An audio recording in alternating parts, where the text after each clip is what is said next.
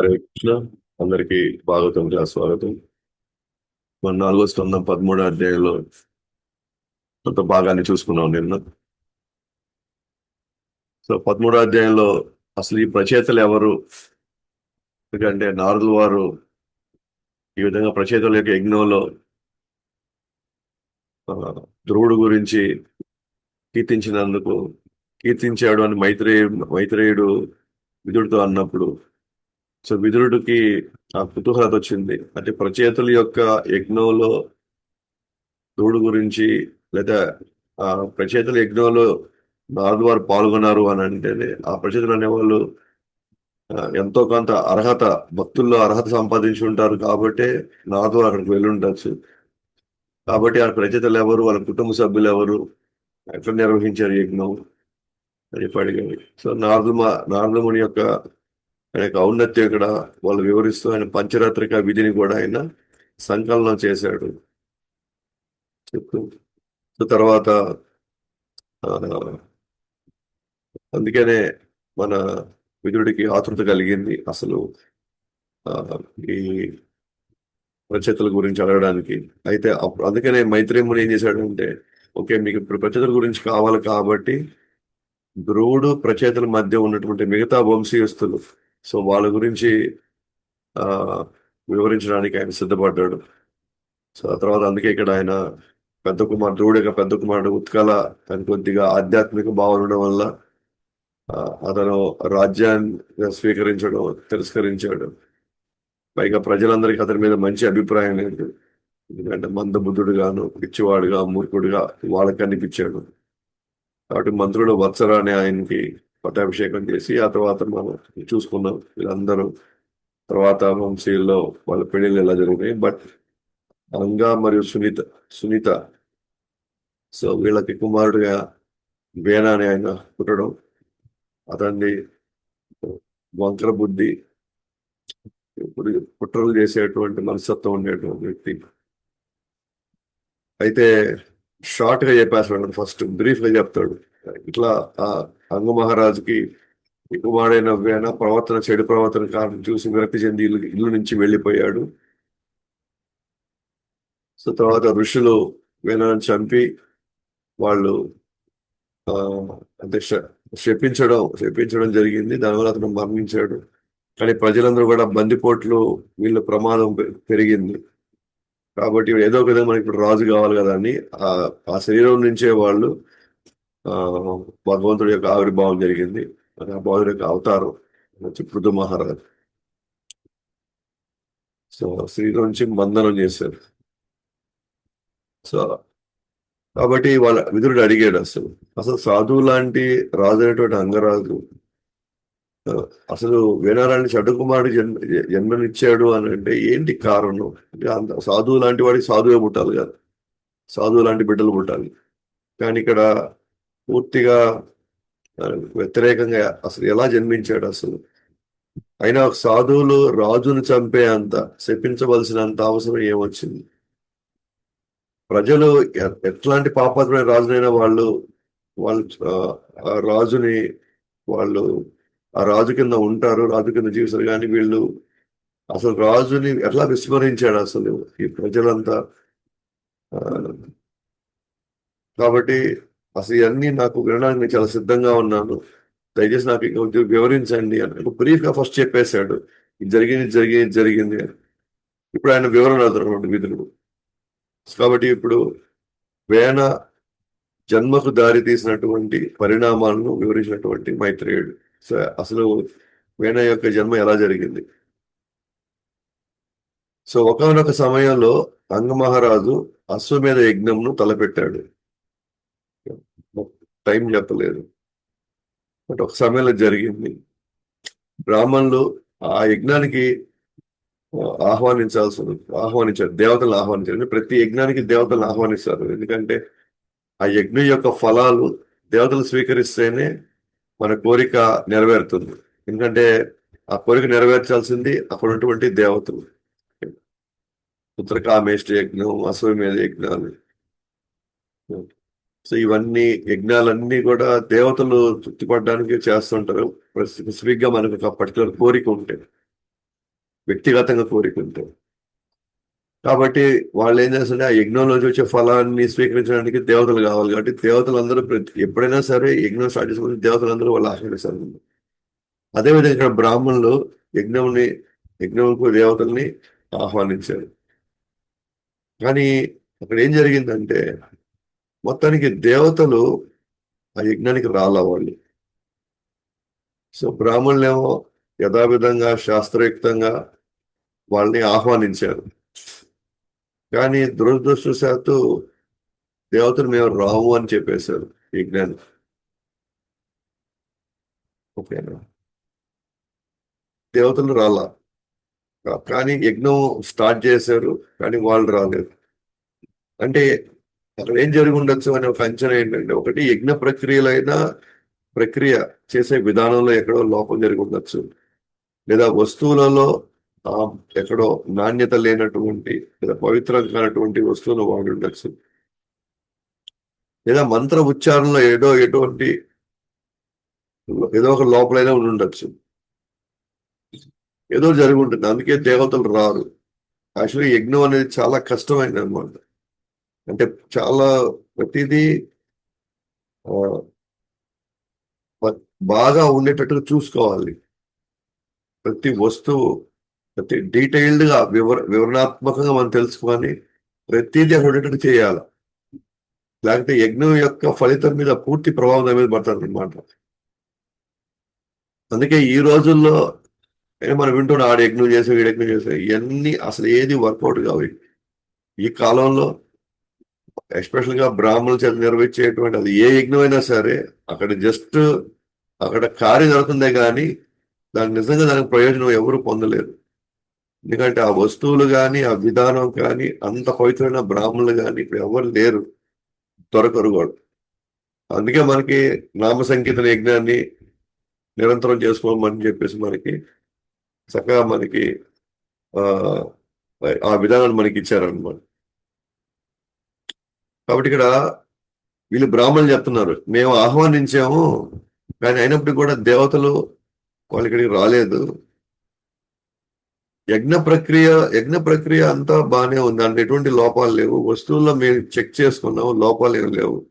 మంత్ర ఉచ్చారణ కానీ ఎక్కడ ఎటువంటి ఇక్కడ అపశృతులు ఏం జరగలేదు. అయినప్పటికీ కూడా యజ్ఞ ఫలాలను స్వీకరించడానికి దేవతలు రాలేదే యజ్ఞ ఫలాలను స్వీకరించడం.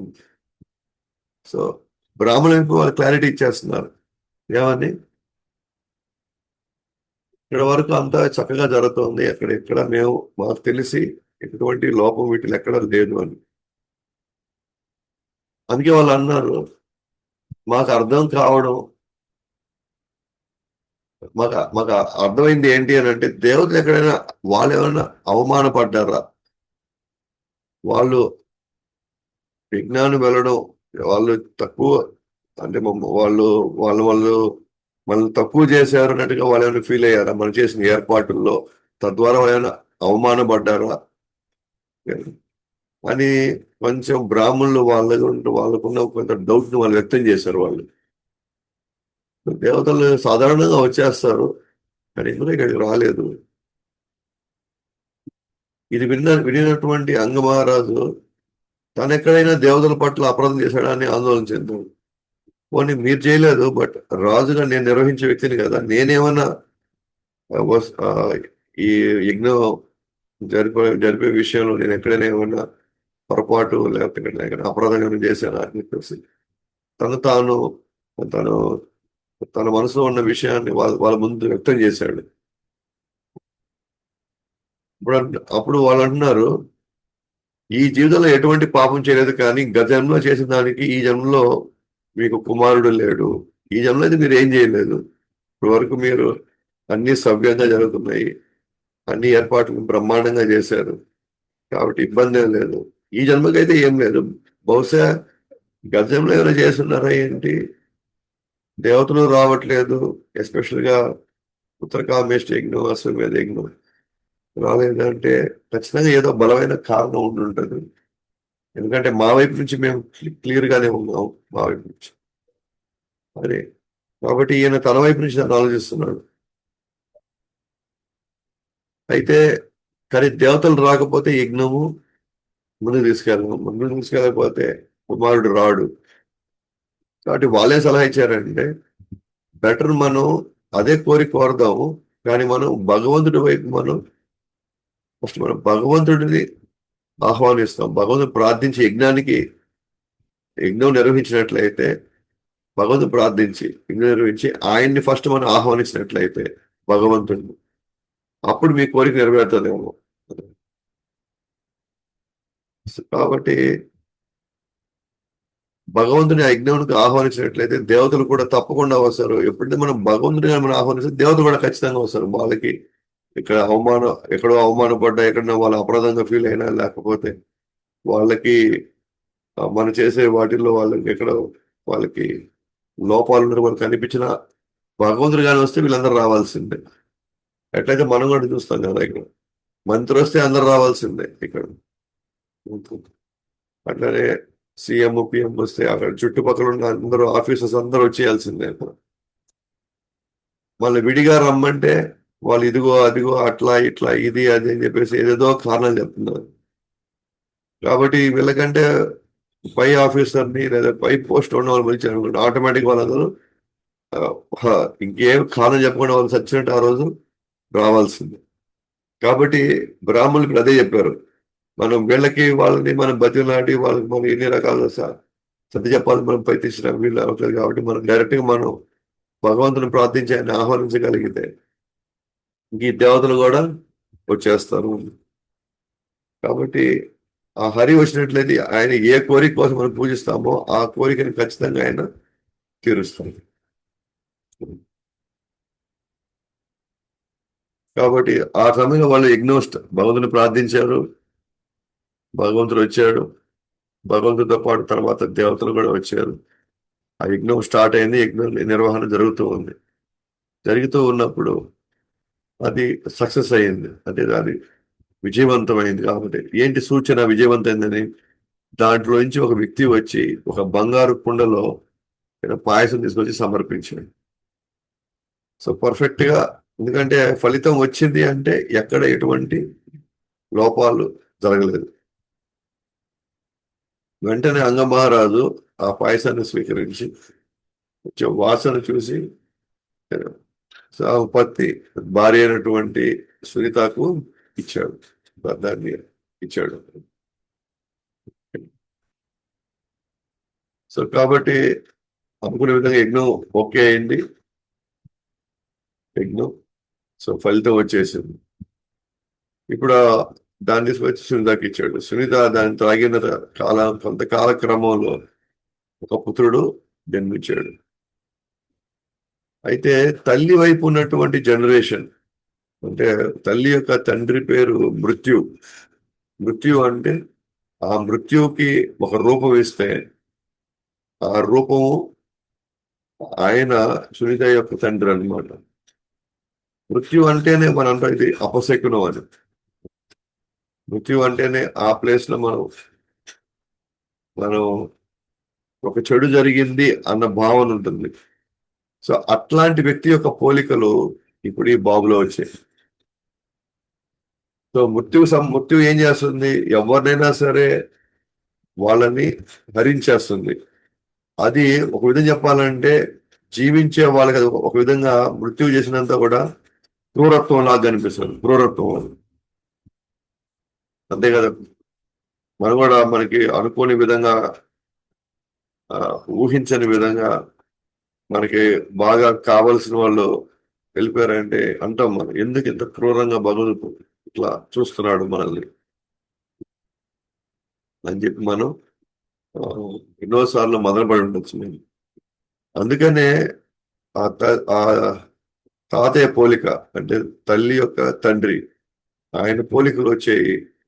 కాబట్టి అది క్రూరత్వానికి అది నమూనా అన్నమాట మృత్యు అంటే. కాబట్టి అదే క్రూరత్వం ఇప్పుడు ఈ పిల్లవాడికి వచ్చింది అన్నమాట. ఆ క్రూరత్వం వల్ల నెక్స్ట్ భరించలేకపోయాడు అన్నమాట ఎవరు, అంగరాజు. సో అమాయక జంతువుల్ని చంపడం, మరి ప్రజలను భయపడడం ప్రారంభించాడు చిన్న వయసులో నుంచి. జంతువులంటే అసలు భయం లేదు. జంతువుల్ని అవలీలగా చంపేస్తాడు. రెండోది, ప్రజలు ఎప్పుడు భయపడతారు అనమాట. ఆ దండలు ఈ దండలు ఇచ్చి వాళ్ళని వేధించడం ప్రారంభించాడు. సో వాళ్ళని ఆ, ఎప్పుడు ఏదో ఒక ఆందోళన పెడుతూ రకరకాలుగా వాళ్ళని హింసించేవాడు అనమాట. అలాగే ఆడుకునే స్నేహితులుండి వాళ్ళేదో పొరపాటున ఏదో గెలిచి ఇతను ఓడిపోయి, లేకపోతే వాళ్ళ మధ్య ఏదైనా గొడవ అట్లయింది అనుకో చిన్న చిన్న విషయాలకి, ఇతను దయాదాక్షిణ్యం లేకుండా వాళ్ళు చంపేవాడు, చంపేదాకా వెళ్ళిపోయేవాడు. ఏదైతే రాజు ధర్మాన్ని ఆ, పాటించాలి, ఆ ధర్మం ఆయన రాజ్యం మొత్తం ఆ, అది పాకేలాగా, ఆ ధర్మం అందరూ ఆ ధర్మాన్ని పాటించేలాగా ఆయన చూడాలి. కానీ సొంత కొడుకే ఇక్కడ వెళ్ళి ఆయన చంపుతూ ఉంటే మరి అవలీలగా అసలు ఏమాత్రం అంటే మనం ఆ కోళ్ళను కోయడము మనిషిని కోయడం ఒకటే, అది పెద్ద విషయం ఏం కాదు, పెద్ద తేడా ఏం లేదు అనేటువంటి ఒక మనస్తత్వంతో ఉండడం అన్నమాట. కాబట్టి అయితే ఇదంతా జరుగుతా ఉంది, ప్రజలంతా కూడా అశాంతికి గురవుతున్నారు. కానీ రాజు సాధు లాంటి వాడు కాబట్టి రాజు ముఖం చూసి వాళ్ళంతా సర్దుకోవడానికి మాక్సిమం ప్రయత్నించారు. అయితే అంగమహారాజు కూడా వేణుడే అదే వెనకేసుకొని రావాలా, మా యువరాజులే ఏమైనా చేస్తాడు, ఏదని కూడా చేస్తాడు, మొత్తానికి రాజ్యం మాదే కాబట్టి మేము పెట్టిందే శాసనం అని అటువంటి ఒక ఇదిలో లేడు అంగరాజు. అంగరాజు యాక్చువల్గా తన్ని బాగు చేయడానికి అన్ని విధాలుగా ఎన్ని రకాల దండలు ఉన్నాయి అన్ని రకాల దండలు ఇచ్చాడు, అయినా కూడా ఫలితం లేకపోయింది. అయితే ఏం చేస్తే తను బాగుపడతాడు, మనం కూడా చూస్తుంటాం కదా, తల్లిదండ్రులు కొంచెం ఆందోళన పడిపోతుంటారు. సరిగా చదవకపోయినా, సరిగా టైంకి చేయవలసిన కార్యాలు చేయకుండా ఆ, కొంత ఆ, లేదా తప్పుడు మార్గంలో పోయేసి అది ఏది పడితే తాగేసి తినేసి ఇలా ఉంటే ఎవరికైనా ఆందోళన ఉంటుంది. అట్లానే ఈయనకు కూడా ఆందోళన ఉన్నాను. అందుకే తాను ఆలోచించుకున్నాడు. ఏం ఆలోచించుకున్నాడు చూసాం. అసలు పిల్లలు లేని వారు చాలా అదృష్టవంతులు కదా అసలు. ఈ లెక్కనెత్తుకుంటే మనమేమో పిల్లలకు కావాలి కావాలి కావాలని చెప్పేసి మనం అహర్నిశలు భగవుడికి చేయాల్సినటువంటి కైంకర్యాలని మనం చేస్తూ ఉన్నాము. కానీ ఇప్పుడు కానీ పోలిస్తే అసలు నిజంగా అసలు పిల్లలు లేని వాళ్ళకి ఎంతో భారం లేనట్టు అయిపోద్ది కదా. ఒకసారి ప్రభుపాదులు వారు రైల్వే స్టేషన్ లో ఉన్నప్పుడు ఆ, ఒక ట్రైన్ అక్కడ ట్రైన్ నిలబడి ఉంది. ఒక వ్యక్తి, తన భార్య, ఒక ముగ్గురు నలుగురు పిల్లలు ఉన్నారు. మొత్తానికి వాళ్ళు పేదరికంలో ఉన్నారు, నలుగురు సంతానం ఉంది. కాబట్టి వాళ్ళు ఎక్కాలి అంటే ఇంకా జనరల్లో ఎక్కాల్సిందే. కాబట్టి నార్మల్ ఇల్లు వెళ్ళడానికి వాళ్ళు ప్రయత్నిస్తున్నారు. అయితే ఇప్పుడు ఎంతమంది ఉన్నారో అంత లగేజ్ ఉంది దాని తగినట్టుగా. అందరూ మళ్ళీ కొద్దిగా చిన్న చిన్న పిల్లలు అన్నమాట అందరూ. కాబట్టి లగేజ్ వాళ్ళు మోయలేరు. ఇంకా భార్య అంటారా, అతని భార్య అంటారా, ఆమె పిల్లోడిని ఎత్తుకో ఉంది. పిల్లోడు ఇప్పుడు ఉన్న లగేజ్ అంతా ఎవరు మోయాలి? ఇప్పుడు ఆ వ్యక్తే మోయాలి, ఆ మగ వ్యక్తే మోయాలి. ఎందుకంటే ఎక్కడ ఏం ఆస్కారం లేదు, పిల్లలు మోసే పరిస్థితి లేరు. భార్య పిల్లోడు పట్టుకో ఉంది. అతను సచ్చినట్టు అవన్నీ మోసుకొని వచ్చి ట్రైన్ దగ్గరికి పెట్టుకున్నాను. ఇవన్నీ గమనిస్తున్నాడు ప్రభుపాదులు, గమనిస్తారు, ప్రభుపాదులు ఉన్న శిష్యులు కూడా గమనిస్తూ ఉన్నారు. గమనిస్తూ ఆ, తర్వాత పరిణామాలన్నీ చూస్తున్నారు అనమాట. తర్వాత ట్రైన్ కదలబోతా ఉంది. ఇంకా ట్రైన్ కదలబోతున్నప్పుడు ఇవన్నీ ఆ నుంచి మోసుకొని రావడం. సో వీళ్ళంతా అది ప్లాట్ఫామ్, ఎందుకంటే అది అది లోపలికి వేయాలన్నా కూడా ఎవరో మనిషి కావాలి, కానీ మనుషులు ఎవరు లేరు. అయితే అతి కష్టం మీద అది లగేజ్ తీసుకొని మళ్ళీ ట్రైన్లో వేయడం, ఆ ట్రైన్లో వేసి మళ్ళీ వీళ్ళు ఆ ట్రైన్లోకి ఎక్కించడం ఈయన దగ్గరుండి, ఆ తర్వాత ట్రైన్ కూడా మూవ్ అయిపోతా ఉంది. ఇంక కొంత ఒక లగేజ్ మిగిలిపోయింది. ఆయన అతి కష్టం మీద అక్కడ లోపలేస్తున్నారు. లోపలేసి మొత్తానికి లోపలికి వెళ్ళి కొద్దిగా ఊపిరి పీల్చుకున్నారు. ఈ సన్నివేశం ఎవరు చూస్తున్నారు? సో ప్రభుపాద గారు చూస్తున్నారు, తర్వాత శిష్యులు చూస్తున్నారు. అప్పుడు శిష్యులకి ప్రభుపాద చెప్పాడు అన్నమాట. అంటే అందరికీ ఆ సన్నివేశం చూస్తే అయ్యో అనిపిస్తుంది. పాపం ఎలా ఇవన్నీ చేసుకొని ఈడ్చుకొని వెళ్తున్నాం, ఎంత కష్టం వచ్చింది అంత. అసలు ఎలా వీళ్ళందరినీ ఇప్పుడు ట్రైన్ లో తీసుకుని వెళ్ళి మళ్ళీ ఎక్కడ దిగితే ఆడ నుంచి వాళ్ళని అందరినీ ఎలా చేసుకుని వెళ్తాడు, ఇంత లగేజ్ పెట్టుకున్నాడు, ఇంత పిల్లలు చిన్న పిల్లలుగా ఉన్నారు అని చెప్పేసి జనరల్ గా జాలేస్తుంది. కానీ దయచేసి ఆలోచించండి, ఒక సాధువు దాన్ని ఎలా చూస్తాడు. మనం జరిగే పరిణామాలను చూసి ఆ, మనకి ఒక సెంటిమెంట్ వస్తుంది. ఆ సెంటిమెంట్ లో మనం అంటే ఎమోషనల్ గా మనం కనెక్ట్ అవుతాం దానికి. కనెక్ట్ అయినప్పుడు నిజుడు నిజంగా ఎంత కష్టపడుతున్నాడు తన తన కుటుంబాన్ని పోషించడం కోసం, నిజంగా గ్రేట్ అబ్బా ఈయన.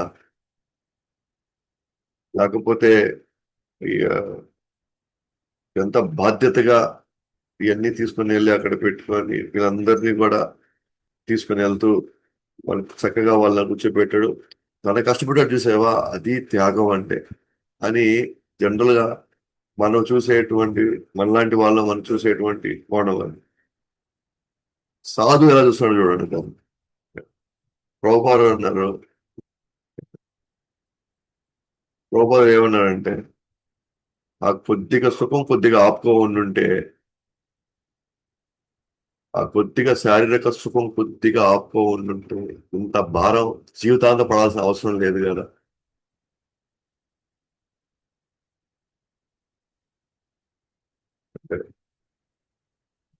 అంటే ఒక్కసారి, అంటే నేను ఫస్ట్ టైం విన్నప్పుడు ఇది నా మైండ్ బ్లో అయిపోయింది ఒక్కసారి.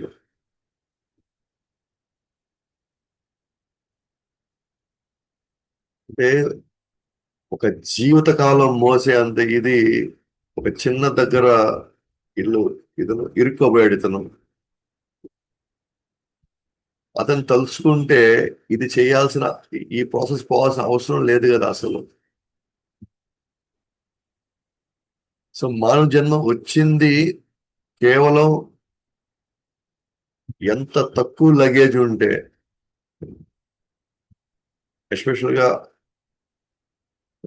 భౌతికమైనటువంటి సంబంధాల విషయంలో ఎంత తక్కువ లగేజ్ ఉంటే వాళ్ళు అంత సమయం వాళ్ళు భగవానికి కేటాయించవచ్చు.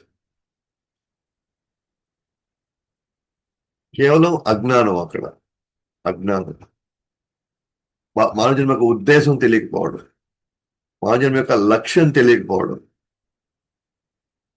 జస్ట్ అజ్ఞానమే వాళ్ళ యొక్క ఈరోజు ఆ కష్టపడేదానికి ఇది ఆ ఆ కష్టపడేటువంటి స్థితి అతనికి తెచ్చుకున్నాడు అతను. ఇప్పుడు అతను వచ్చి నేనేం చేసేది భగవంతుడు నాకు ఇచ్చాడు అనుకుంటే, నా కర్మ రాసేసాడు భగవంతుడు, ఏం చేద్దాం అంటే కర్మ భగవంతుడు రాయాలి, మనం రాసేం ఆ కర్మని. మనకి ఎప్పుడు ఆప్షన్ ఉందన్నమాట. మానవ దొరికే అవకాశం ఉందంటే మనకి అప్పుడు ఆప్షన్ ఉంది. కాకపోతే ఎప్పుడైతే ఈ వేగాలు ఉంటాయి చూసారా, ఈ వేగాలు మనలో ఉన్నప్పుడు ఆప్షన్ లేనట్టుగా మనకు కనబడుతుంది. మనకి వేరే ఆప్షన్ లేదేమో, ఇంకా మనకి ఇంకా తప్పదేమో ఇంకా అన్నట్టుగా క్రియేట్ అయిపోతుంది మనసులో. అప్పుడే మనకి మనకి సాధు సాంగత్యంగా ఉంటే, భక్తుల సాంగత్యంలో ఉంటే మనకి దాని గురించి ఎంతో కొంత మనకి అవగాహన ఇప్పిస్తారు.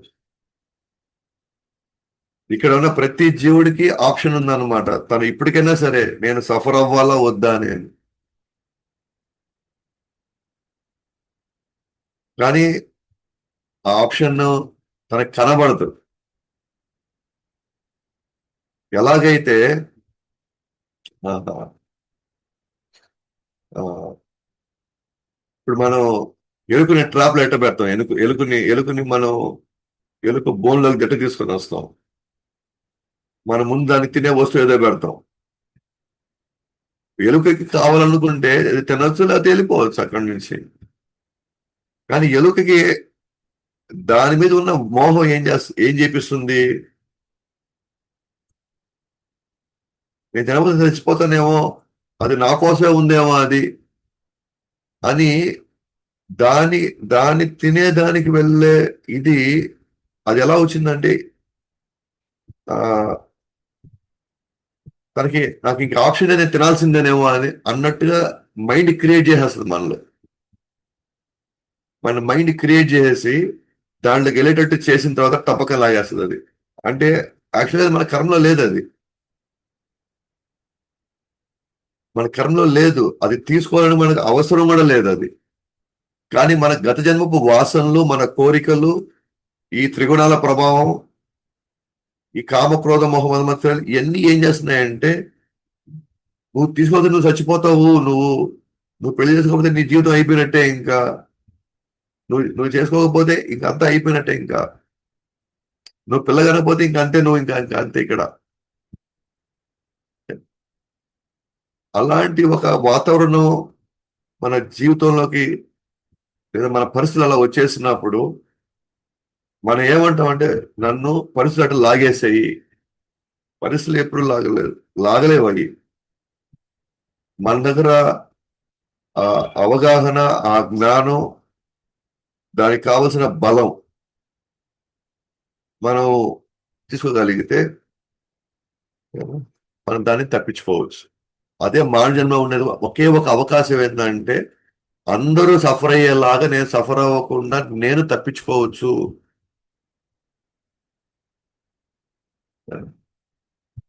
లేదు, ప్రపంచం అంతా ఇట్టే ఉంది కాబట్టి నేను కూడా అట్టే పోవాలి. నో, మనకు అట్టే పోవాలని అవసరం లేదు అసలు. కానీ అది తెలియాలంటే కూడా ఫస్ట్ మనకి జ్ఞానం కావాలి కదా. మన సాధువుల సాంగత్యంలోకి వెళ్ళకపోతే, భక్తుల సాంగత్యంలో భాగవతం యొక్క ఇది తెలుసుకోకపోతే ఇది కంపల్సరీ రూల్ లాగా అయిపోతుంది. నువ్వు పుట్టాగా నువ్వు పెళ్లి చేసుకోవాల్సిందే, నువ్వు పుట్టాగా నువ్వు పిల్లలకి అనాల్సిందే. నువ్వు అదొక రూల్ లాగా అయిపోతుంది అది. ఎందుకంటే సొసైటీలో ఉన్న చుట్టూ ఉన్న వాళ్ళు మనల్ని అటువంటి పరిస్థితికి తీసుకెళ్ళిపోతారు. నువ్వు పుట్టాక నువ్వు చికెన్ తినాల్సిందే, నువ్వు ఇంకా ఇక్కడ నువ్వు టీ తాగాల్సిందే, నువ్వు ఇక్కడ అట్లా వెళ్తుంది అనమాట అది. నువ్వు ఎరగడగలగట నువ్వు తినాల్సిందే ఇక్కడ.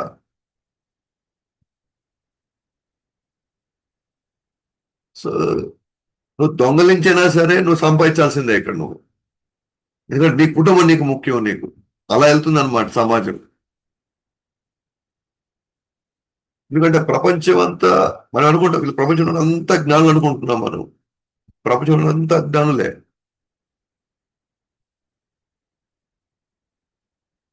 అందుకే ప్రభుపాద గారు అది అసలు ఆ పాయింట్ గా మనం ఆలోచిస్తే ఏదైనా సరే ఈ రోజు ఈ గతి పడిందని మనం అందరికీ ఈ గతి పట్టింది ఏంటంటే మనకి ఆప్షన్ ఉన్నా కూడా మనకి ఆప్షన్ కనబడలా మనకి గతంలో. మనల్ని ఫోర్స్ చేస్తాయి అన్నమాట. మనలో ఉన్న ఆ, కోరికలు, అలాగే ఆ, మన చుట్టూ ఉన్నటువంటి వాతావరణం. నువ్వు ఇల్లు కట్టాల్సిందే, నువ్వు ఇంకా ఇల్లు కట్టకపోతే అయిపోయినట్టే, నువ్వు ఇంక ఇక్కడ ఇల్లు కట్టాల్సిందే నువ్వు ఇక్కడ. మనం పెళ్లి చేయాలంటే మినిమం ఈ లక్షల్లో మనం ఖర్చు చేయాల్సిందే మనం ఇక్కడ, లేకపోతే మన పొరుగు ఏమైపోద్ది ఇక్కడ. ఆ తర్వాత అవన్నీ తీర్చేది ఎవడు? వాటి వెనకాల పరిగెత్తి మళ్ళీ రుణాల బంధాలు ఇరుక్కోవడం ఏంది? మళ్ళీ ఆ రుణాల బంధాలు మళ్ళీ వచ్చి మళ్ళీ మనం ఇక్కడ మళ్ళీ ఇంకొక జన్మల్లో ఇంక వేల జన్మల్లో మళ్ళీ ఆ రుణాలు ఎప్పుడు తీర్చుకోవాలి మనం?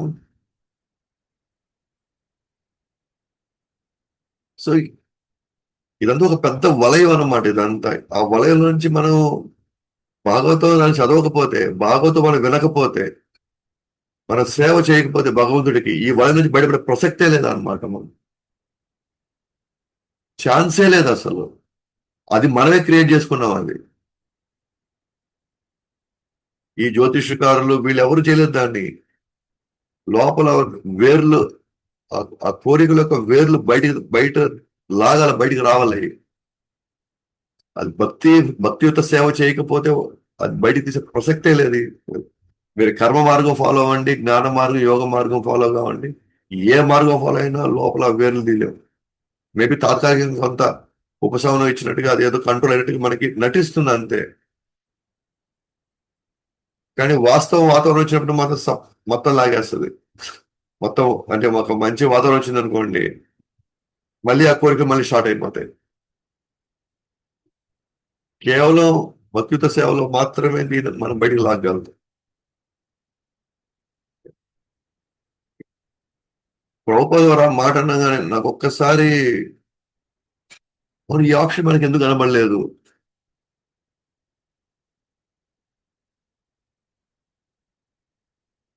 అందుకే ఈ ప్రపంచంలో భోగైశ్వర్య ప్రసక్తానం,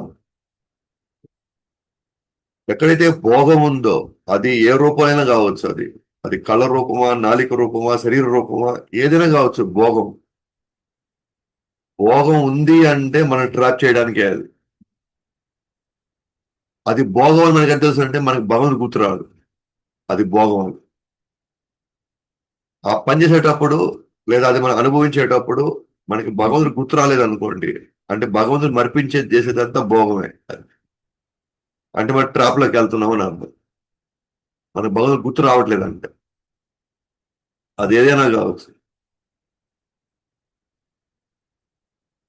నేను ప్రసాదం పెట్టించుకున్నాను, కానీ ఇది భగవంతుడు స్వీకరించాడు అన్న నాకు ఆ థాట్ రాకుండా, "బా, ఇది భలే ఉంది, ఇది భలే ఉంది, ఇది ఇది ఇది ఇది ఎట్ట చేశారు, అది ఎట్ట చేశారు" అని జనరల్ గా, అంటే ఆ దృక్పథం చూసా, అది కూడా భోగమే యాక్చువల్గా చెప్పాలని. అంటే అంత అంతర్లీనంగా ఈ భోగము మనలో నరాల్లో అణువు చచ్చిపోబోయి ఉందన్నమాట.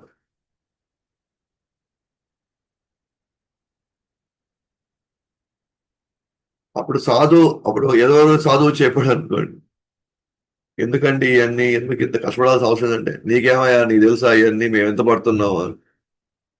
పాప అప్పుడు కూడా పాప అతను వచ్చి హెల్ప్ చేయడానికి ట్రై చేస్తున్నాడు.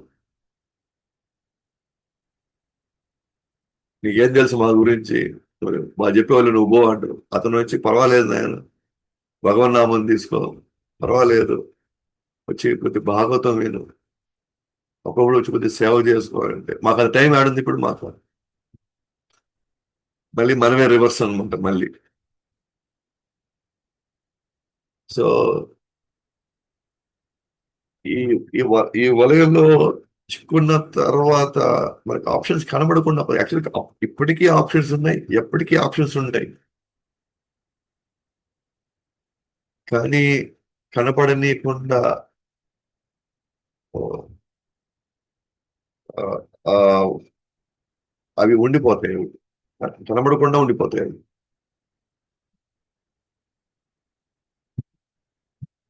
జనరల్ గా మనకి కిడ్నాప్ చేసేవాళ్ళు, చిన్నపిల్లల్ని కిడ్నాప్ చేసే వాళ్ళు ఏం చేస్తారు? వాళ్ళు చిన్నపిల్లలకి ఏదో బిస్కెట్, ఏదో చాక్లెట్, ఏదో 5 స్టార్ లాంటిది, అంటే వాళ్ళకి ఏదైతే, వాళ్ళకి ఆ వయసులో వాళ్ళకి దాని మీద విపరీతమైనటువంటి మోహం, అంటే ఇష్టం ఉన్నిందో, ఓకే, ఇంట్లో వాళ్ళు అప్పుడప్పుడు అడిగితే ఎప్పుడో ఒకసారి ఒక చాక్లెట్ ఇస్తారు, లేకపోతే ఒకటి ఏదో ఇస్తారు. అయితే ఒక్కసారిగా డబ్బా చూపించాడు అనుకోండి, వాళ్ళకి ఇంకేది కనబడట్లేదు. ప్రభుత్వానికి ఎగ్జాంపుల్ ఇస్తాను ఈ విషయంలో కూడా. గొర్రెలు, ఓకే, ఎక్కడైతే బలిశాలలు ఉంటాయో, చికెన్ స్టాల్స్, మటన్ స్టాల్స్, గొర్రెలు వరుసగా ఉంటాయి అన్నమాట. కానీ ఎదురుగా ఒక గొర్రెని వాడు కట్ చేస్తున్నాడు. కానీ ఆ గొర్రెలకి ఏం చేస్తాడు తెలుసా? అతను కింద మేత వేసేసి ఉంటాడు. ఆ గొర్రెలకి తెలియదు నెక్స్ట్ నాదేరా నాయన, నెక్స్ట్ అన్నీ అయిపోతున్నాడు. ఫస్ట్ ఇది తినాలి మనం. అందుకే వాటిలో గొర్రెలు అనేది. నెక్స్ట్ నన్ను చంపబోతున్నాడనే ఆ స్పృహ కూడా వాటికి ఉండదు. నెక్స్ట్ నేను తప్పించుకోలేదు ఎండ్ నుంచి, నా ప్రాణం పోతా ఉంది ఇక్కడ నుంచి, నెక్స్ట్ స్టెప్ నాది, నెక్స్ట్ టర్న్ నాదే.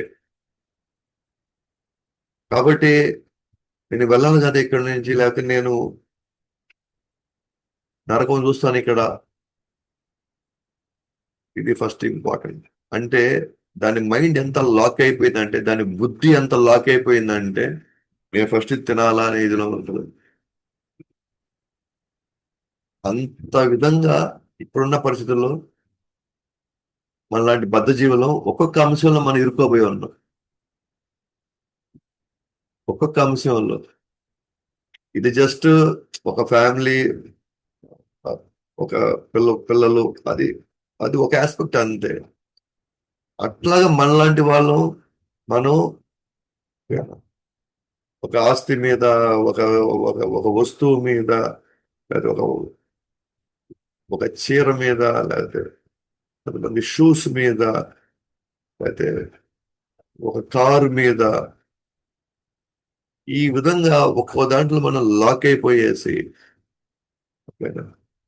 అంటే మనకి డబ్బులు లేకపోయినా సరే ఎట్లయినా కొనేసి జీవితకాలం దానికోసం మనం కష్టపడడం శిస్తపడుతున్నారు. కానీ మరి ఇది లేకపోయినా నేను బతకగలను కదా, దానికోసం నేను సంవత్సర కాలం, నేను ఈ జీవిత కాలం నేను దీనికోసం నేను పరిగెత్తాలని నేను ఆప్షన్ కనబడుతుంది మనకి.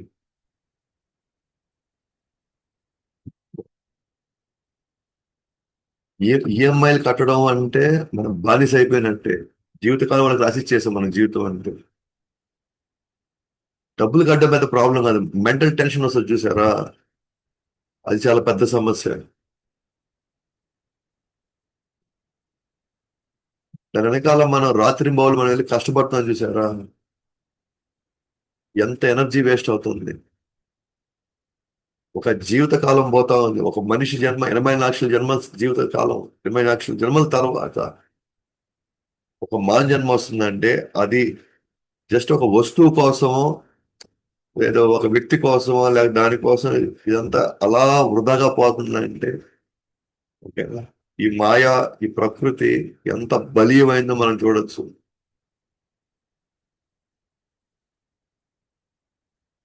సో నిజంగా అందుకే కృష్ణుడు అన్నాడు,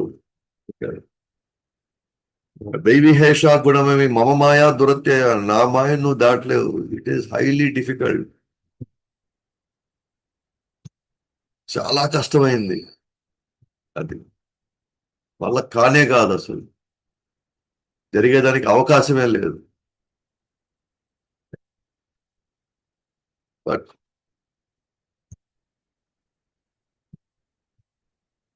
బట్ నన్ను శరణు పెడితేనే మా ఏవయే, నన్ను మాత్రమే, నన్ను మాత్రమే శరణు పెడితే మాయా మేతాం తరంతి, ఎన్ని నుంచి బయటపడచ్చు.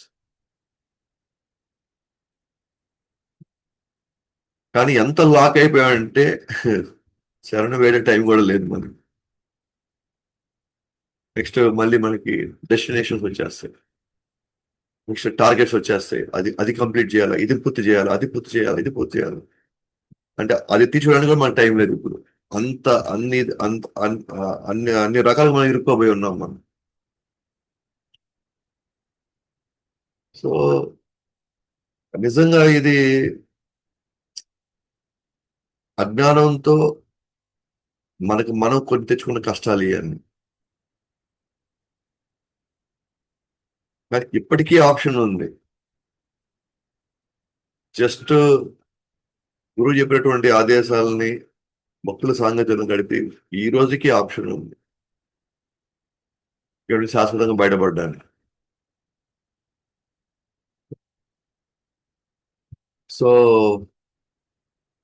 అంగమహారాజు ఇక్కడ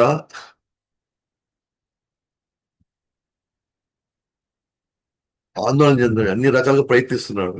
అందుకే అన్నాడు, పిల్లలు లేని వారే చాలా అదృష్టవంతులు రా నాయన. ఎందుకంటే చెడు పిల్లవాడు వలన కలుగు బాధలను భరించవలసిన అవసరమే లేదు కదా అసలు. పవర్ఫుల్ లెసన్స్ ఇవ్వండి. చాలా బలమైన పాఠాలు ఇవి. ఏమంటారు, మాకు పిల్లలు లేరు, మాకు పిల్లలు లేరు, మేము ఏం చేయాలని. చూడండి ఏం జరుగుతుంది. అంగమహారాజు సామాన్య వ్యక్తి కాదు. అంగమహారాజు ధ్రువ మహారాజు జీవితంలో, ధ్రువ మహారాజు వంశంలో పుట్టినవాడు, పరిపూర్ణమైనటువంటి శాస్త్ర జ్ఞానంలో ఉన్నవాడు. వర్షిల్ రాజుగా నెక్స్ట్ తనకు వారసత్వం కావాలి కదా అని ఆప్షన్లోకి వెళ్ళాడు. చాలా అదృష్టవంతులు కదా. దాని అర్థం మన పిల్లలు కనకూడదని కాదు. ఇక్కడ పాయింట్ వచ్చేసి దాని అర్థం ఏంటంటే ఆ పిల్లవాడిని వైకుంఠం చేర్చే అంత సంస్కారాలు మనది ఇంక పెద్ద బాధ్యత అయ్యింది. డబ్బులు ఇవ్వడం, చదువు చెప్పించడం అసలు నథింగ్ అసలు. అది అసలు నథింగ్. సంస్కారాలు నేర్చడం చాలా కష్టమైన పని. దానికి ఎంతో ఓపిక ఉండాలి, ఎంతో సహనం ఉండాలి, ఎంతో సమయస్ఫూర్తి ఉండాలి. అందుకని చాలా పెద్ద బాధ్యత అన్నమాట. ప్రహ్లాద్ మహారాజ్ అంటారు అన్నమాట. ఏమంటారంటే ఒక బ్రహ్మచారి 1000 మందిని మార్చడం కంటే తల్లిదండ్రులు ఒక బిడ్డని వైకుంఠం చేర్చడం చాలా కష్టం.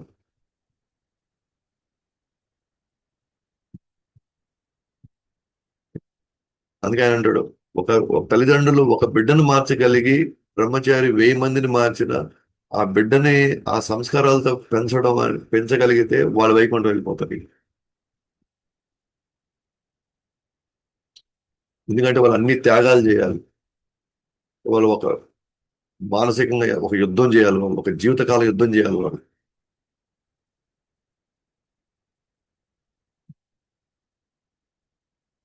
ఇక మహారాజా రామ్ మాట్లాడారంటే ఆయనకి ఇక పిల్లల్ని ఆ భక్తి సంస్కారాలతో వాళ్ళ యొక్క ఫోకస్ కేవలం భగవంతుడి మీద పెట్టి, అంటే వాళ్ళు రేపు ఇంజనీర్లు అయినా డాక్టర్లు అయినా పెళ్లి చేసుకున్నా వాళ్ళు ఏం చేసినా వాళ్ళ ఫోకస్ భగవంతుడి మీద ఉండాలి అంటే మనం బలమైనటువంటి వాళ్ళకి ఫౌండేషన్ వేసి ఉండాలి భక్తిలో.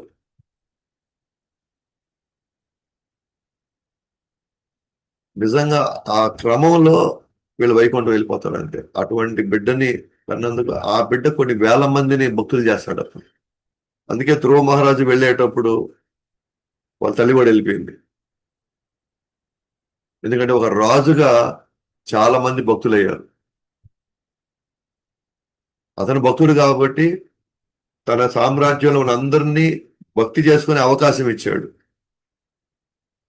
ఆ భక్తి జ్ఞానాన్ని పెంపొందించేటువంటి వ్యవస్థను తయారు చేశాడు అతను.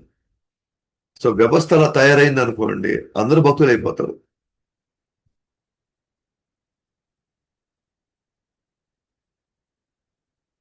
సో అంగమాన పిల్లలు లేకపోవడం అదృష్టవంతులు రా నాయన. నేను ఒకడిని కని వాడు సరైన దారిలో పెట్టాలి అని అంటే పెట్టడం ఒక ఎత్తు అయితే, తర్వాత వాడు మళ్ళీ భగవంతుడి వైపు తన యొక్క ఆ, ఆలోచనలు మళ్ళాలంటే నిజంగా ఇది చాలా చాలా కష్టతరం. పాపపు కుమారుడు వలన ఒకరి మంచి పేరు పోతుంది, అధర్మం మరియు వివాదాలు విపరీతమైన ఆందోళనకు గురవుతాము. అది ఏమాత్రం కొద్దిగా ట్రాక్ తప్పిన పిల్లల ఉన్న తల్లిదండ్రులు అది అర్థమైపోయింది ఇదంతా. ఎందుకంటే ఎక్కడ పోయినా మన పరువు పోతుంది. వాళ్ళ వల్ల మనల్ని తక్కువగా చూడడం ప్రారంభించలేదు. అందుకే అంటారు పిల్లల కంటే సరిపోద్దే, వాళ్ళని సరిగ్గా పెంచాలి కదా అంటారు. అంటే ఒక విధంగా చెప్పంటే మన వ్యక్తిత్వం మీద వాళ్ళు వాళ్ళు దాడి చేస్తున్నారు వాళ్ళు వ్యక్తిత్వం మీద. కానీ మనం ఎంత ప్రయత్నం చేస్తున్నామో దానికి మనం ఎంత కుమిలిపోతున్నామో అది వాళ్ళకి తెలియదు, బయట వాళ్ళకి. అందుకే మీరు గమనిస్తే 3వ స్కందంలో ఎప్పుడైతే ద్వారపాలకులు, వైకుంఠ ద్వారపాలకులు ఈ చతుష్కుమారుల్ని కొద్దిగా ఇది చేశాడో, వాళ్ళని రానికుండా చేసినప్పుడు వాళ్ళు అవమానపడ్డారు చతుష్కుమార్. దానికి వెంటనే వాళ్ళు శపించేశారు. కానీ కానీ భగవంతుడు పరిగెత్తుకుంటూ వచ్చాడు. వచ్చి ఏం చెప్పాడు? వాళ్ళ ప్రవర్తనకి నాదే తప్పు. ఎందుకంటే నేను సరిగ్గా ఉండుంటే, నేను సరిగ్గా వాళ్ళకి నేను సరైన ఆదేశాలు ఇచ్చుంటే వాళ్ళు ఇలా ప్రవర్తించుంటారు. దయచేసి క్షమించండి వాళ్ళని, ఎందుకంటే అది నా తప్పు. అంటే భగవంతుడు ఈస్ టేకింగ్ ఫుల్ రెస్పాన్సిబిలిటీ, బాధ్యత తీసుకుంటున్నాను. అట్లాగే కొంతమంది శిష్యులు అదుపు తప్పడం, లేకపోతే వాళ్ళు వాళ్ళు సరైనది అంటే అది గురువు తప్పు అంతే. అది తీసుకోవాల్సిన గురువు అది. దానికి సంబంధించిన రియాక్షన్స్ అది తను అనుభవించాల్సింది. ఎలాగైతే మంచి పితృడు పుడితే దానివల్ల పుణ్యం వస్తే మనం మనం పుణ్యం అనుభవిస్తాము, అలాగే తను చేసే పాపాలకు కూడా మనకి అకౌంట్ ఉంది. ఎక్సెప్ట్ వాళ్ళు భక్తి చేసుకుంటే తప్ప. వాళ్ళు భక్తులయ్యి వాళ్ళు వాళ్ళు ఎంత ప్రయత్నించినా, మాక్సిమం వాళ్ళకు ఉన్నటువంటి ప్రయత్నించి వాళ్ళు భక్తులు కాలేకపోతే అతను ఆ చెడ్డ పిల్లవాడు చేసే కర్మలు ఈ తల్లిదండ్రులకి అంటుకోవు అప్పుడు. ఎందుకంటే వీళ్ళు ప్రాపర్ కాన్షియస్ లో వాళ్ళు చేయగలది చేశారు. మేబీ అది బలమైన కర్మ ఉండడం వల్ల అలాంటి పిల్లవాడు, కాకపోతే వాళ్ళకి ఎంతో ఆందోళన కూడా వాళ్ళు భక్తిని వదల్లా. వాళ్ళు ఎన్ని ఆందోళనల భక్తి వదలలేదు కాబట్టి మాక్సిమం వాళ్ళు ప్రయత్నించారు కాబట్టి వాళ్ళు కూడా ఒక యుద్ధమే చేశారు అన్ని విధాలుగా. కాబట్టి భగవంతుడు వాళ్ళని వైకుంఠం పంపిస్తారు. అతను శ్రాద్ధం పెట్టినా, రేపు ఇతను వీళ్ళ గురించి పట్టించుకోండి, అతను మనం రోడ్లో వదిలేసిన ఈ తల్లిదండ్రులకు వచ్చిన నష్టం ఏం లేదు. అదే ఇక్కడ భక్తి మాత్రమే కాపాడుతుంది. భక్తి గురించి మనం చేసేటువంటి ఆ మన కార్యాలే మనకి రేపు రక్షణగా నిలవబోతాయి. ఎందుకంటే రేపు ఎవరు ఎక్కడ ఎలా ఏ విధంగా వీళ్ళు ప్రవర్తిస్తారో, వాళ్ళు ఎటువంటి పరిస్థితులకి దారి తీస్తాయో మనకి అంచనా కూడా లేదు. అందుకే మనం ఎప్పుడు భక్తి విషయంలో స్ట్రాంగ్ గా ఉండాల్సి వస్తుంది. మనం చూడండి ఇంకా చెప్పండి. ఏ తెలివైన వ్యక్తి ఇలాంటి సంతానాన్ని కోరుకుంటాడు?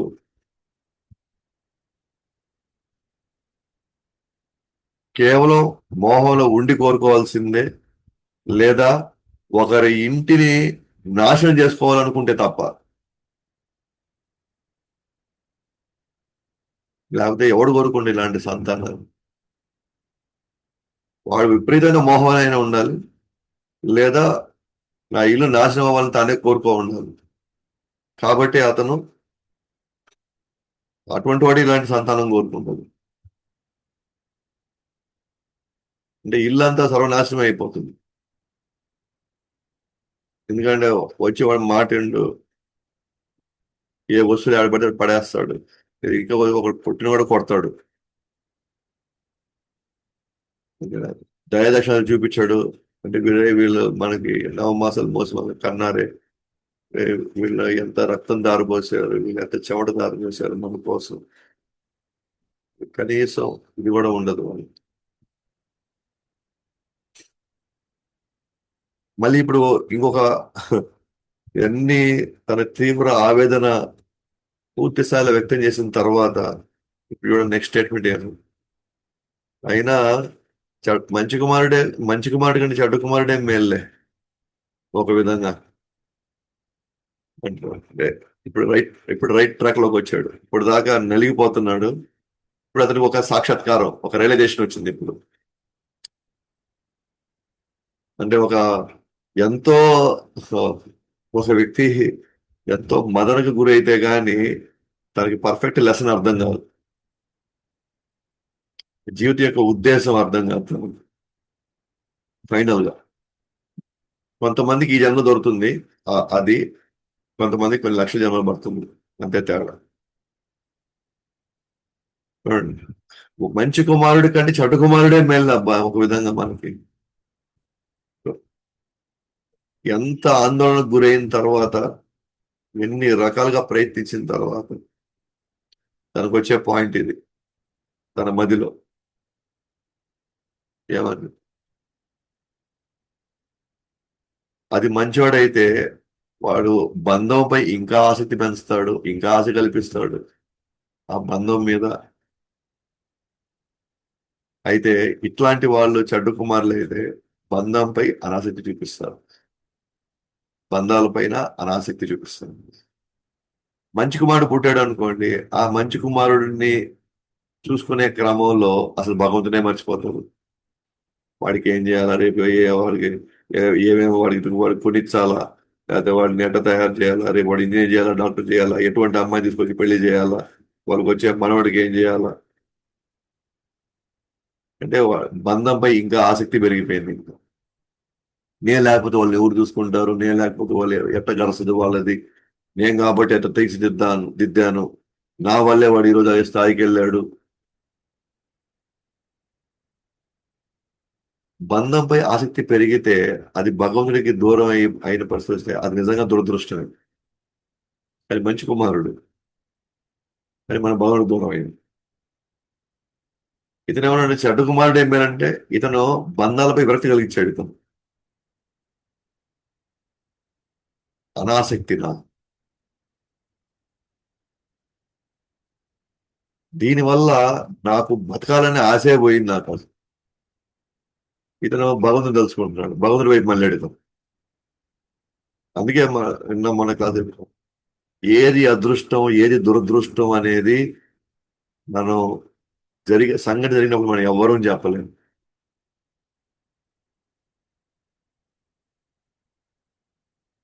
నీకేమో మంచి కుమారుడు దొరికాడు, నీకేమో మంచి కోడలు వచ్చింది, నీకేమో మంచి కూతురు వచ్చింది, నీకేమో మంచి భర్త వచ్చాడు, నీకేమో మంచి భార్య వచ్చింది.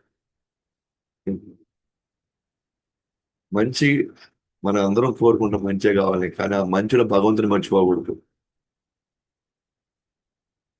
ఆ మోహంలో భగవంతుని మనం వదులుకోకూడదు. భగవంతుడి యొక్క మనం చేయగలిగిన బాధ్యత మనం భగవంతుడు కూడా చేసి ఎప్పుడు రెండు బ్యాలెన్స్ చేసుకుంటే అది మంచి, ఇది మంచి. కానీ ఇక్కడ జరుగుతుంది, ఏం జరుగుతుంది ఇక్కడ, అందరూ పొగిడే కొంది మనం ఇంకా ఆ పొగట్టల్లో మనం మునిగి తేలి, కానీ మరో సమయంలో మాత్రం వీళ్ళెవరు మనకు పక్కన ఉండరు, వీళ్ళెవరు మనకి ఏం చేయలేరు. తర్వాత ఇంత చేసిన తర్వాత నెక్స్ట్ జన్మ మళ్ళీ స్టార్ట్, ఏమైనా 1,00,000 జన్మలు మళ్ళీ స్టార్ట్ చేయాలి మళ్ళీ ఇప్పుడు మళ్ళీ. దాని గురించి ఎవరు ఆలోచించారు? ఎందుకంటే దీంట్లో పడిన తర్వాత మనకి భవిష్యత్తు అసలు గుర్తుండదు కదా. అందుకనే భగవంతుడు పదే పదే మనకి కొన్ని రకాలైనటువంటి మనకి ప్రమాదాలు తెచ్చేలాగా మనకి కొన్ని పరిస్థితులు వస్తాయి. ఎందుకంటే మనం ఎప్పుడు గ్రౌండ్ మీద ఉండాలి. కానీ ఈ పరిస్థితులు ఇలాగైనా మారుతాయి, అలాగైనా మారుతాయి, ఇంకెట్లయినా మారుతాయి. ఈ రోజు బాగున్నామని చెప్పేసి జీవితాంతం మనం బాగుండే పరిస్థితి ఏం లేదు. ఈ రోజు మనం చెడ్డగా ఉన్నామని చెప్పేసి చెడు జరిగిందని చెప్పి జీవితాల్లో మనకేం చెడు ఏం జరగదు. అటు ఇటు ఇటు అటు మోగుతూ ఉంటాయి. ఈ ఆల ఇటు కొట్టి ఈ ఆల ఇటు కొడుతుంటది. దాన్ని తప్పించుకోవాలంటే నావ కావాలి. అంటే మానవ శరీరం దొరికింది, నావ దొరికింది. ఇప్పుడు రైట్ మనకి కెప్టెన్ కావాలి. ప్రభుపాద లాంటి వాళ్ళకి మంచి గైడ్ దొరికాడు, ఇప్పుడు మనం స్మూత్గా వెళ్తాడు. అప్పుడు ఆ వాటిల్లో మనం ఎలా ముందుకు వెళ్ళాలి, మనకి రైట్ పర్సన్ మనం పట్టుకున్నప్పుడు మన ట్రావెల్ కొంచెం అటు ఇటు అయినా గమ్యాన్ని చేరుకుంటాం ఫైనల్ గా. కాబట్టి ఇక్కడ మంచి అంటే ఒకటే, నేను భగవంతుని గుర్తుపెట్టుకోగలుగుతున్నానా అన్ని కాలాలు అన్ని పరిస్థితుల్లో.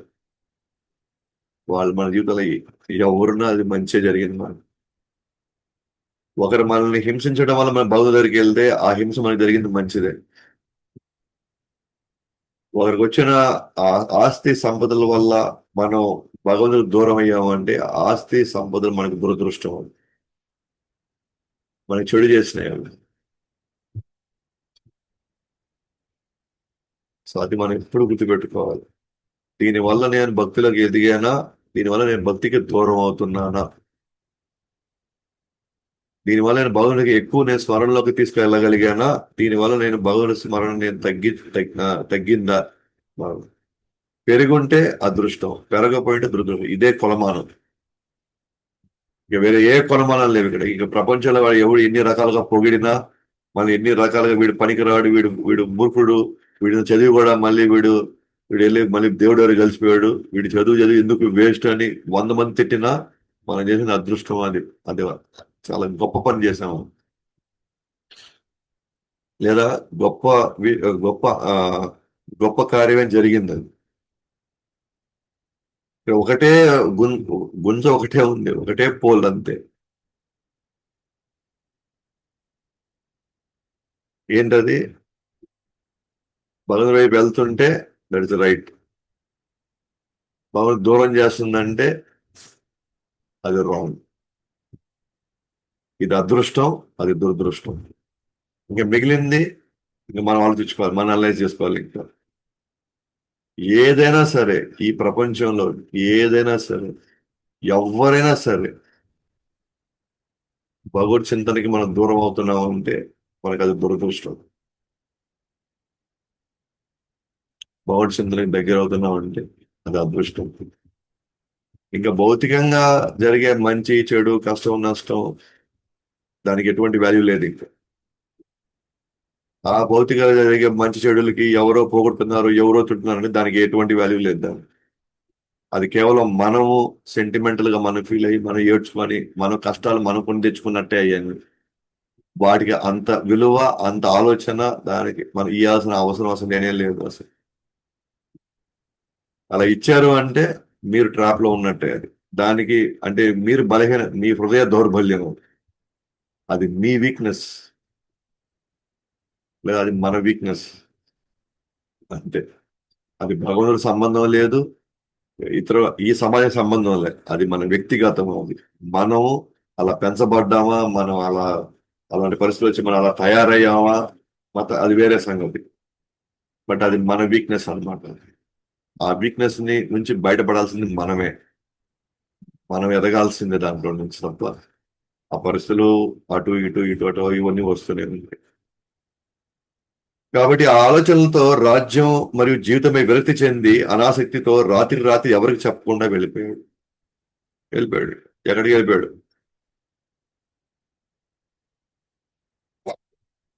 సరైన వైరాగ్యం వచ్చి పడింది. సరైన పర్సన్ జీవితంలోకి వచ్చాడు, సరైన వైరాగ్యం వచ్చింది. ఇక పూర్తిగా మనసంతా భగవంతుడి మీద మాత్రమే తన కేంద్రీకరించుకోవడానికి వెళ్ళిపోయాడు. ఇది తెలుసుకున్న ప్రతి ఒక్కరు చాలా బాధపడి ఆయన కోసం వెతకడం ప్రారంభించారు, కానీ వ్యర్థమైంది. రాజు మంచివాడు, చాలా అందరిని చూసుకుంటున్నాడు, కానీ అటువంటి మంచివాడు వెళ్ళిపోయాడు. ఆ రాజు ఉంటేనే కదా మళ్ళీ సిస్టమ్స్ వ్యవస్థలన్నీ బాగా జరుగుతాయి. రాజు వెళ్ళిపోతే అంత గందరగోళం అయిపోతుంది. మరి అతని కోసం వెతకడం ప్రారంభించారు, కానీ దొరకలేదు. సో నెక్స్ట్ అధ్యాయంలో ఓకే, ఆ వీణ యొక్క జీవితం ఎలా అతను గడిపాడు. తర్వాత ఇక రాజు వెళ్ళిపోయాడు, ఇంకా ఋషులకి నెక్స్ట్ రాజు కావాలి, కాబట్టి ఉన్న పరిస్థితుల్లో ఇతను ఒకడే కనబడతాడు వాళ్ళకి. అతను రాజుని చేస్తారు, అతను రాజుని చేసినటువంటి అకృత్యాలన్నీ, అఘాయిత్యాలన్నీ ఏ స్థితికి దారి తీసాయంటే సాధువులు అతన్ని శపించే పరిస్థితి తీసుకొచ్చాడు. అవి ఏంటి, ఎలాగా, అవన్నీ కూడా నెక్స్ట్ క్లాస్ లో మనం చూస్తాము. గ్రంథరాజ్ శ్రీమద్ భాగవతం పీ అనంత కోటి వైష్ణవ జగద్గురు శ్రీల ప్రభుత్వ పితాయి గౌర్